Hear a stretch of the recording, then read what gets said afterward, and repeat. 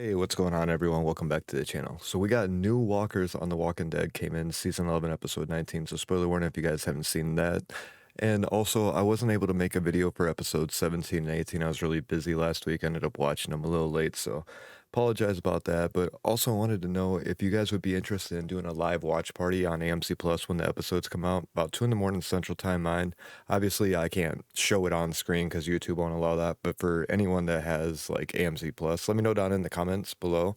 If we get a couple people that want to, we'll do watch parties for the final episodes of The Walking Dead. We can stream along, talk about it, reaction, have a good little time. But anyways, this episode was really cool because it's the first time. Well, it's not the first time we've seen walkers like this in the Walking Dead universe, but it's the first time we've gotten a little bit of an explanation. These guys ran into, well, the episode title is Variant, but Aaron, Jerry, Elijah, and Lydia are going back to Oceanside to see what's all going on, which we didn't end up getting there in this episode. And but we noticed that there's like one walker that's kind of like watching them and able to make the herd follow them, and they stop at this place because Jerry gets hurt. And as Aaron and Lydia are having camp, which they also had a really good moment where Aaron brings up Eric and is kind of like giving confidence to Lydia, making like she feels guilty about Henry and letting Elijah get close. And like he shares his experiences with Eric and all that. And it was just a really good, touching moment for Lydia because she really doesn't have that parent figure inside the group yet. And like, just someone to look up to because, Alpha as her mom is a different living experience. But anyways, this herd of walkers gets in. We see one of them gets to climb the fence. So I'm guessing that walker found a way for to let the herd in.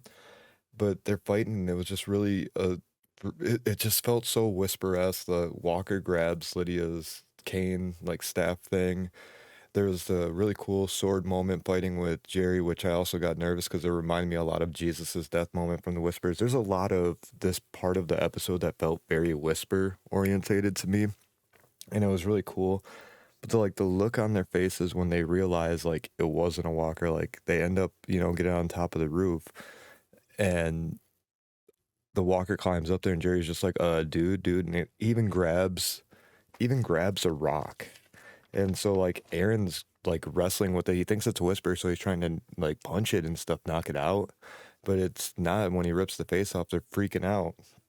And they end up, presumably there was just the one of them, it seems like. So there was one of them that was able to lead the herd. So like it's really crazy to think about these kind of walkers because like we haven't seen very much of them, and it does kind of explain some of the stuff from the beginning, even though like it was just mistakes in season one that they made. But it does give us some explanation, and Greg Nicotero said that this was something that they were doing to make things make more sense and when they were trying to figure it out. And we have gotten teased of it in the Walking Dead World Beyond and all that with the new variant walkers, which I'll go over in another videos. That way, if you guys don't want to be spoiled on the Walking Dead World Beyond, I don't. It's just a post-credit scene, but I don't want to get there too far. If you guys haven't watched it yet, want to watch it, but like, yeah, like like Aaron said that he's heard the stories about these kind of walkers, and he didn't know if they were just stories or if they're true. But this definitely is amping up the threat for what's new. And like, yeah, it would just been cool to see these guys interact with the whispers and stuff. Like, would the whispers be able to control them as like the guts and mass trick, like good enough to kind of like herd these walkers up? Yeah, it was just kind of like, I don't know, that was just really cool to see. That tone of the story was really, really cool. And then inside the Commonwealth, we have Eugene, suffering the backlash of accidentally killing Sebastian. And of course, Pamela Milton wants her revenge. And Daryl's keeping Eugene hid out. And like, there was this really cool, like, really funny little scene between Eugene and Daryl. Like, there hasn't been much meaningful dialogue between Daryl and Eugene. Obviously, they have respect for each other and all that, but like Eugene wants to fight Daryl, and then like Daryl's like, really? And like was gonna let him go, and he's like, well, you're not gonna go, are you? And he's like, because I'm a coward. He's like, no, you're smart. And like Eugene asks him, are people born brave or do they become it? And Daryl knows all too well both. Like it happens, and like gave him a pat on the back. It was just like a really cool moment. And Daryl, like, Eugene was saying how he's a liar and a coward because, like, when he joined the group, he pretended he had the cure. When Negan kidnapped him, he had to play by Negan's rules. But in the end, when it came to the Negan thing, he did the right thing by sabotaging all those guns. Daryl knows what he did to get where he's at, knows who he is now, and doesn't question that. So it was just a really cool moment with that. And then, which ends up leading to Eugene wants to turn himself in because Max got captured or well got arrested, and he wants to make sure her name's clear, and it's kind of like his bravery stepping up to do that. And there was just like a bunch of dialogue between Max and Mercer about doing the right thing. Mercer's just trying to protect Max, and there was a lot with Max and Princess we'll talk about a little bit in a moment. But like, so Eugene ends up to go like save himself, even though Rosita against Rosita's wishes, or well goes to put himself up against Rosita's wishes, and like I really hope that isn't the last scene between Rosita and Eugene, because like there really is a chance that one of those two are gone before like too much longer. We only have like 5 episodes left of the season. So like it could really be any one of these moments, like because the whole time with the whole Aaron and Jerry with the variant walker, I thought that Jerry might go or something.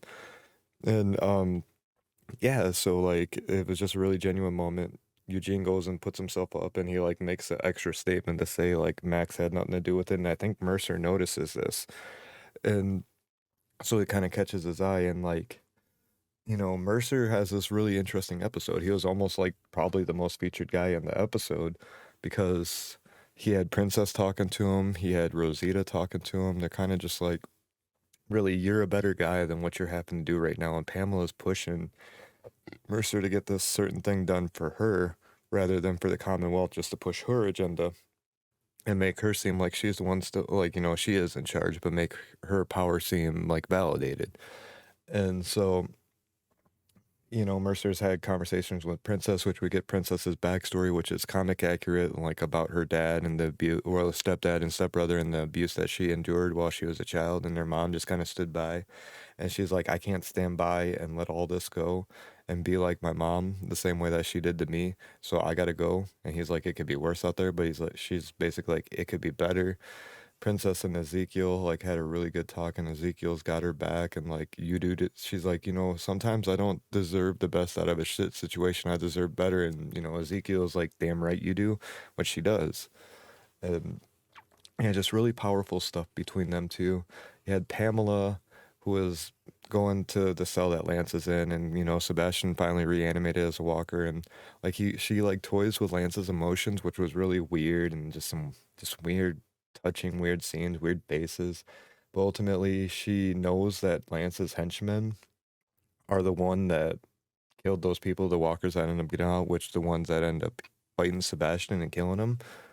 So she killed the henchman, and that main guy, I can't remember his name, the bald one. He like threw his body in there, and then they got Sebastian reanimated as a walker, and it looked like they untied Lance and left a machete in there for him.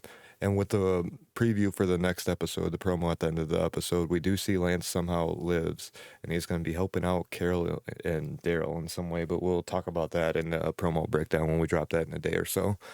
Um, yeah, we have all that, and then at the end of the episode, we got Rosita at home gonna give the pennant to, like, getting the pennant that Eugene left for Coco, and like she hears her door open and she assumes it's one of the group, and in reality, Pamela sent out goons to go kidnap all the Virginia people, so like the Alexandria Hilltop, Oceanside, and Kingdom people, and the Negan's complex. I can't remember the name of it, Riverbend or something. So now all these people are going to be captured and taken somewhere. Presumably, this could be where all those missing people were that all, the boycotts have started over. So, like, yeah, it's going to be a really interesting dynamic to see Lance, Carol, and Daryl work together. And I wonder what that means for it. We didn't get Aaron and them making it to Oceanside. There was a cool little reference where Jerry thought that this place that they found could be Kingdom 2.0.